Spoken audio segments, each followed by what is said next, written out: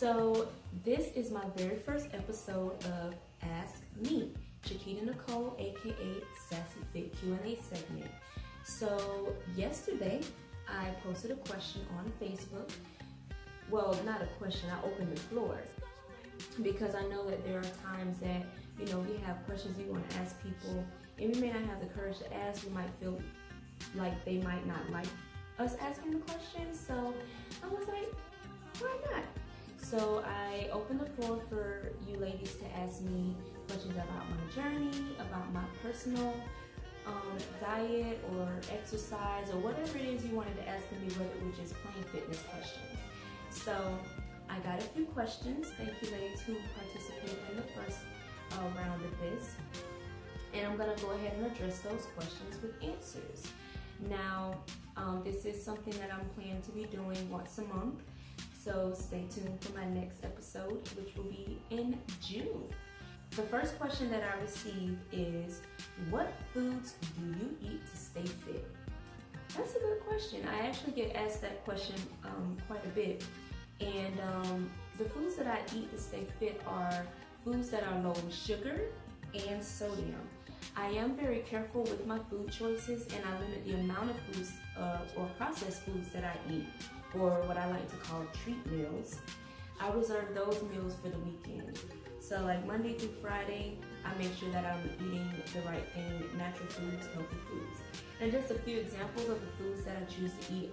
When it comes to carbs, I like to eat things like sweet potatoes, rice, grits, oatmeal, cream of wheat, yum, porridge, which is made of cornmeal, baked white potatoes, red potatoes, and fruit. Now, when it comes to protein, I like to eat grilled, rotisserie, or baked chicken.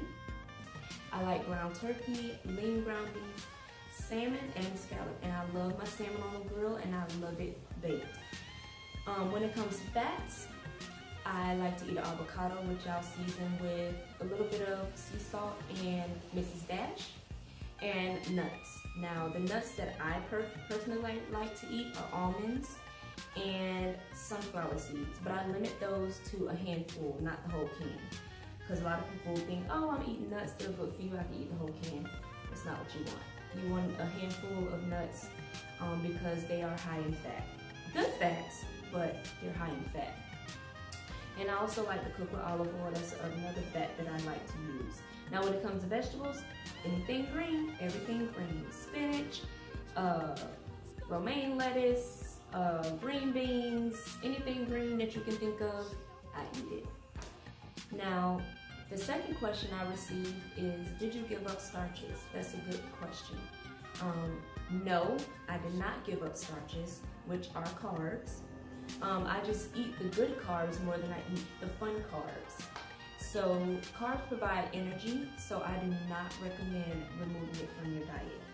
A lot of times I hear people say, well, I'm gonna cut my carb intake, or I'm gonna take it out of my diet. I personally don't think that's a good idea, because that's what's gonna give you energy.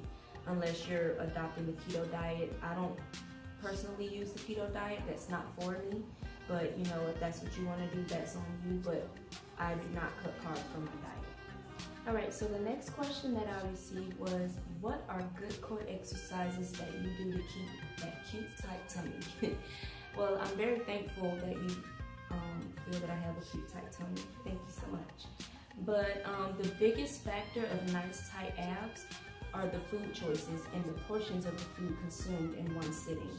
So if you're eating something a portion size bigger than your fist, you're stretching your stomach. If you feel like you're satisfied, don't keep eating because you're going to stretch your stomach. But good core exercises for me, honestly, I don't always do like a straight core workout just for myself, because every exercise engages the core if done correctly. If I had to choose my favorite core exercises though, it would be flutter kicks or leg lifts. Another exercise that I like are the side oblique bends. I'll take like a plate, a weighted plate, and I will stand to the side, have my feet shoulder width apart, have the weight on my side, and just kind of move to the side, and it's gonna tighten this part of my oblique muscle. So I'm leaning to the side like this, and then I switch it and lean to the side like that. I don't go all the way down to my ankles because you're not really doing it properly. If you do that, you want to make sure you tighten it. So you go down to maybe your kneecap where it stretches a bit, and come back, squeeze, and come back up. Down, squeeze, come back up. Same thing. Down, squeeze, and come back up. If you go all the way down, you end up bending your knees, and then the exercise is ineffective. Another question I receive is, what is the best exercise for losing back fat? To answer the question, the exercise that I like to do is the wide grip seated pull down.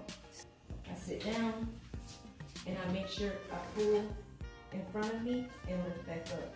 Slow and control, down, back up, slow and control. So that's one of them that will target your middle back. Now you can bring your hands closer together. And you can come down like that. You can feel that more in the upper. Or you can do it underhand, like so. Same thing. You're gonna feel it in the upper muscles. And for the, I like the seated rows as well. You sit and you kind of pull the weight this way. It's like a cable when you're pulling it towards you. Now, those exercises hit all your back muscles, the upper, the mid, and the lower. The upper center back muscle is called the trapezius or the traps, and the upper outer back muscle is called the latissimus dorsi or the lats. Now that's what a lot of women call the back fat, because that's this area right here in your back. Here. If you think about the traps, think about when you squeeze your shoulder blades together, that middle part right there, that's the traps. So, the lower back muscles is called the erector spinae, and that is basically what holds up the spine and the glute muscle. So that's this right here, and it's gonna hold up the glute muscle and your spine, so it connects all together. All right, so the next question I received is, why is it that when someone loses weight, their bra cup size doesn't change? Only the inches around their back. And the person is wondering, is there certain exercises for this? Well, I don't have a scientific explanation for that question, but I will say it depends on the person regarding the cup size, if the cup size shrinks or not.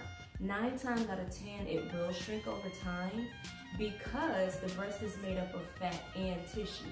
And when you lose fat, essentially your breast cup size will go down. Now, when you think of the inches and or the inches around the circumference of your breast, which is measured based on the circumference of your underbust, which is located, up underneath the breast and the rib cage. The reduction of that comes with weight loss as well. So there's no specific exercise to help reduce this, but exercise in general will aid in weight loss, which in turn will result in a reduction of the breast size and circumference. Now, another question I received is, if you're tired, is it a good idea to still go work out, or does this cause stress on the body? I do not recommend working out if you're tired. Though the body needs rest, and without adequate rest, the workouts will not be effective and your energy level will suffer as well. On the other hand, exercise does promote energy, so it's important to keep that in mind as well. Alright, so another question I received is, do you ever eat fried chicken? But the question is, do I eat it all the time? Absolutely not. As I mentioned earlier, I reserve my fun foods for the weekend, and I do want to stress the importance of remembering that what you display on the outside is a direct reflection of what you put on the inside of your body. So if you eat fried chicken every day, it's going to show up. But if you eat it twice a week and eat healthy, the other 5 days, that fried chicken nobody won't even know you eat fried chicken. So yes, I eat fried chicken, but I don't eat it twice a week. I'm not going to sit here and tell you I eat it twice a week. I eat it once in, if I have a taste for it, once in a while, but it's not something I have a taste for all the time. But I'm human, I like to have fun, so remember everything in moderation. And last but not least, this is a question I hear the most. Do you eat healthy all the time? My answer is no. I do not eat healthy all the time. I am human. I do want to live life and enjoy it, but I eat healthy majority of the time. You don't know how many times people will walk by and see me eating a brownie or see me eating a cookie and be like, ooh, you're gonna go run that off, aren't you? Or you're gonna go something. I'm like, just because I decide to have ice cream don't mean I have to immediately run to the gym and burn it all off, because guess what? My lifestyle is active and my lifestyle is full of healthy eating habits. So if I decide to eat ice cream one day, you know, it's not gonna kill me, because the way my body is set up, I'm already active as it is, and I already eat healthy. So it's okay. You need to have fun sometimes with your foods, you know. Too much of anything is not good. So no, I don't eat healthy all the time, but I do eat healthy majority of the time. So if you like this video, go ahead and hit that like button, and don't forget to subscribe, and stay tuned for episode 2 next month. I hope you all enjoy it. Girls, we run this mother.